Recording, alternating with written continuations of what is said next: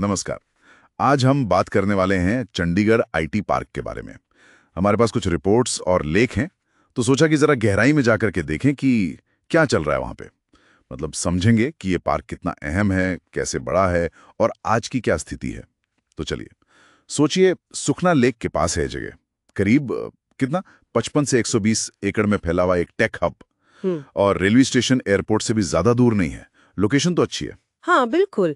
और इसे फेजेस में बनाया गया है, मतलब अलग अलग साइज की कंपनियों के लिए अलग जगहें हैं।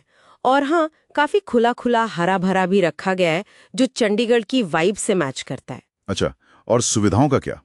यहाँ सुनने में आया है कि plug in play office space है हाँ वो तो है, मतलब आप आओ और काम शुरू करो। और 24 घंटे बिजली backup, high speed internet, fibre वाला। जी, फाइबर कनेक्टिविटी है, फूड कोर्ट, एटीएम, कुछ दुकानें वगैरह भी हैं। मतलब बेसिक जरूरतें पूरी हो जाती हैं।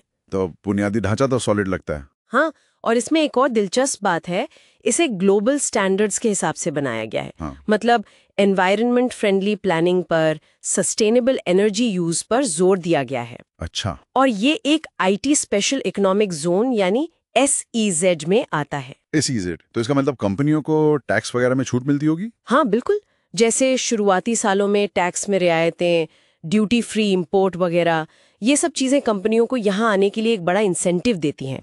और कौन कौन सी बड़ी कंपनियां बैठ गई हैं यहाँ? कुछ नाम ध्यान में हैं? हाँ, काफी बड़े नाम हैं।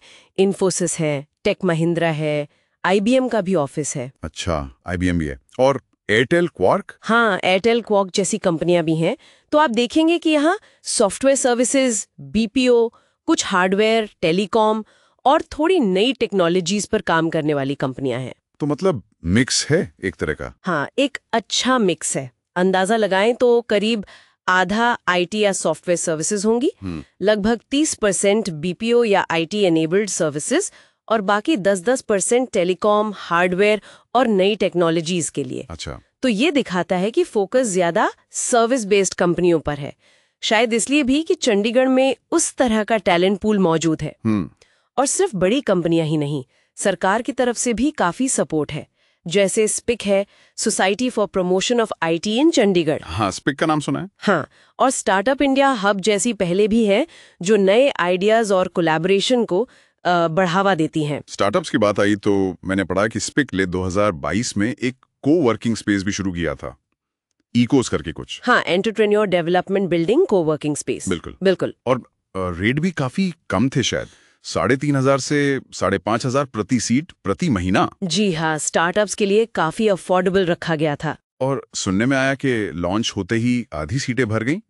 ये तो कमाल है। हाँ, वो जबरदस्त रिस्पॉन्स था। दिखाता है कि यहाँ मतलब नए वेंचर्स के लिए कितनी भूख है। सही बात है, डिमांड तो है। हाँ, डिमांड तो है, लेकिन कुछ चीजें हैं जो थोड़ी अटकी हुई भी हैं। अच्छा, जैसे ये पार्क तो 2005 से चल रहा है ना? हाँ, ऑपरेशनल तो काफी टाइम से है, पर जो ओरिजिनल मास्टर प्लान था उसमें कई फैसिलिटीज थीं जो अभी तक पूरी नहीं हुई हैं। हाँ, यही मैं पूछने वाला था। जैसे वो एम्प्लॉय हॉस्टल की बात थी, डिस्पेंसरी, मल्टी लेवल पार्किंग, ये सब अभी तक नहीं बना। नहीं, ये सब अभी लंबित है। इतने साल बाद भी? इसकी वजह क्या है? देखिए, इसकी एक बड़ी वजह है पार्क की लोकेशन।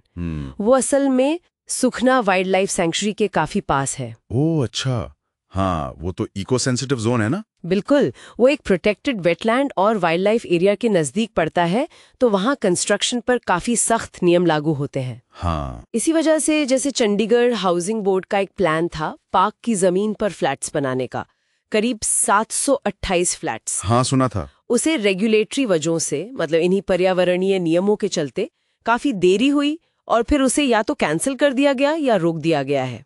तो ये डेवलपमेंट और एनवायरनमेंट प्रोटेक्शन के बीच का टेंशन है यहाँ पे। हाँ बिल्कुल, ये एक क्लासिक उदाहरण है उस चुनौती का। और हाल ही में पंजाब और हरियाणा हाईकोर्ट ने भी यहाँ जगह मांगी थी, शायद वो भी अटक गया। हाँ, उसमें भी जोनिंग और ट्रैफिक बढ़ने की चिंताओं की वजह से वो मामला भी रुका हुआ है। एडमिनिस्ट्रेटिव हर्डल्स भी हैं। अच्छा, पर एक पॉजिटिव डेवलपमेंट भी है, शायद वो नई सड़क जो बन रही है। हाँ, वो एक अहम डेवलपमेंट है चंडीगढ़ और पंचकुला के बीच। हाँ, जो सुखना और IT पार्क एरिया से होकर निकलेगी, 6 लेन की सड़क। जी, उससे उम्मीद है कि अगले कुछ महीनों में, शायद 4 महीनों में, कनेक्टिविटी काफी बेहतर हो जाएगी। ये तो बहुत बड़ा प्लस पॉइंट होगा फिर। हाँ, कनेक्टिविटी तो निश्चित रूप से बेहतर होगी, पर इसका दूसरा पहलू भी देखना होगा।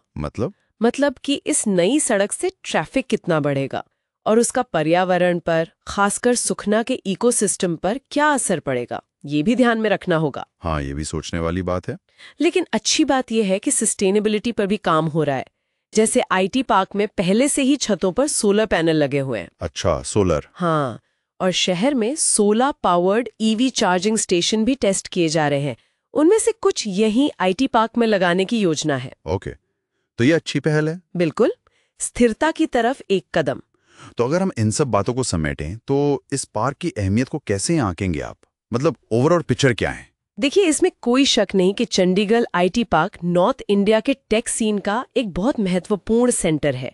यहाँ बड़ी मल्टीनेशनल कंपनियां हैं, नए स्टार्टअप्स आ रहे हैं, इनोवेशन के लिए इंफ्रास्ट्रक्चर भी है। हाँ। कंपनियों के लिए अच्छे इंसेंटिव्स हैं, कनेक्टिविटी बेहतर हो रही है। लेकिन ये भी सच है कि जो मास्टर प्लान में वादे किए गए थे वो अभी तक पूरे नहीं हुए हैं, और इसके विस्तार के रास्ते में पर्यावरणीय और प्रशासनिक बाधाएं भी हैं।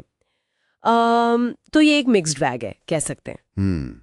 तो मतलब एक तरफ तो ये एक सक्सेसफुल टेक हब है जहां काफी कुछ हो रहा है, बड़ी कंपनियां, स्टार्टअप्स, लेकिन दूसरी तरफ कुछ अधूरी योजनाएं हैं और आगे बढ़ने में चुनौतियां भी कम नहीं हैं। बिल्कुल सही। और यहीं पर वो बड़ा सवाल खड़ा होता है। कौन सा सवाल? यही कि सुखना के पास की जो पर्यावरणीय संवेदनशीलता है और जो इंफ्रास्ट्रक्चर अभी भी बनना बाकी है, इन सब को देखते हुए चंडीगढ़ भविष्य में टेक्नोलॉजी के विकास को सस्टेनेबल शहरी प्लानिंग के साथ कैसे बैलेंस करेगा, और साथ ही शहर का जो अपना एक यूनिक कैरेक्टर है उसे कैसे बचाए रखेगा।